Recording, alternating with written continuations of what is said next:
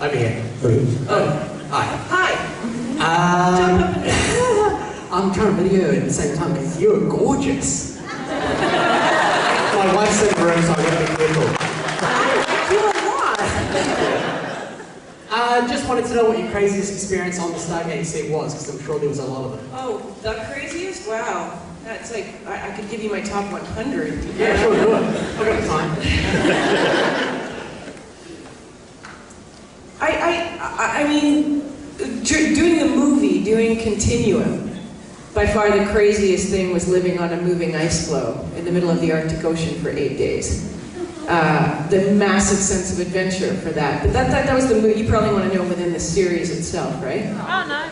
I mean, you know, we have Christopher Judge on the show, so I think every single one of us was duct taped to a chair at some point in the briefing room. Including Don Davis, but I don't think he ever duct taped Beau Bridges to the chair, which is probably smart. But,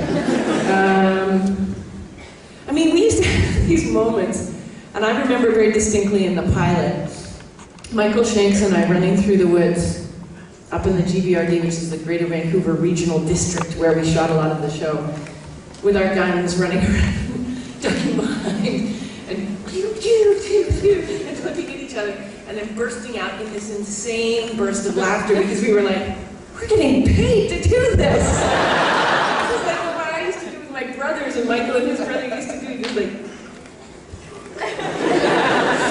So I think there's the whole concept of being able to play in that playground was kind of crazy. But I would say for the craziest was probably the shooting up in the Arctic. Yeah. No polar bears? There were polar bears spotted. This was the great thing. The year they do this APLAS, Applied Physics Laboratory Ice Station, every 2 years. So 2 years before, polar bears had entered the camp, and they basically see humans as upright seals. We're just a meal.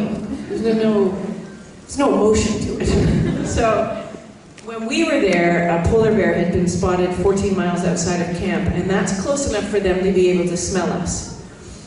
So we were shooting this scene, and at either end of this long sort of patch of ice that we were on, they had people hiding behind the ice floes with guns, and flare guns. You're not allowed to kill a polar bear, but you can scare them, and then if they keep charging, then you pull out the other gun and you kill them.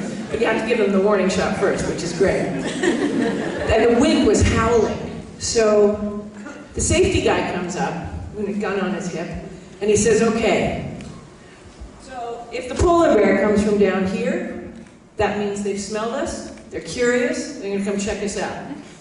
All right? If the polar bear comes from down here, they wouldn't have smelled us, they're gonna be surprised, might be a little spooked. So, you know, inevitably the hands go up and it's like, so, what should we do? And he goes, oh, either way, just run.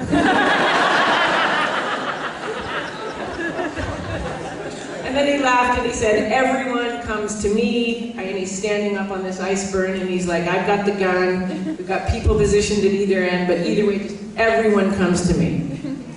So I was like, so why didn't you tell us the story? So we could judge what kind of look they had on their face.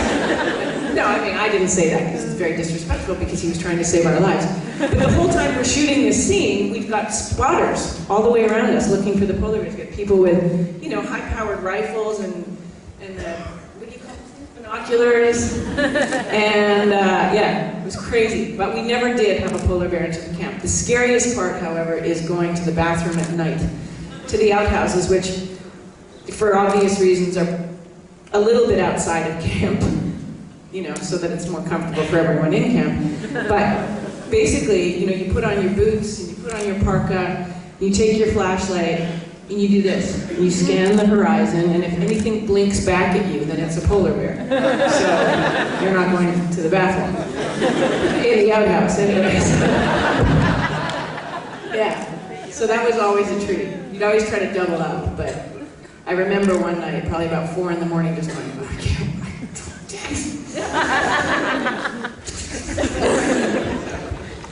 Glad I could share that with you. Did anyone play a practical joke with that? Did anyone play a practical joke with the eyes? No, you know what? Funny, I mean, we laughed a lot up there, but it was very serious. The whole thing with the Navy being up there and the scientists being up there, you could joke around within a certain parameter, but you weren't allowed to leave camp without a guide and a gun. You had to radio whenever you went from one hut to the other, radio that you made it to your destination. It was like minus 58. And our biggest problems, our biggest concern was, well, getting eaten by a polar bear, that's a pretty big one, falling through the ice because the ice was moving, so there was patches where it was quite thin, and freezing to death. So it was basically survival. And inside the mess hall, we joked around a lot, but as soon as you went outside, it was, you're on a mission to get to your hut. When you get there, I have arrived at my hut. I will not be leaving for the rest of the evening.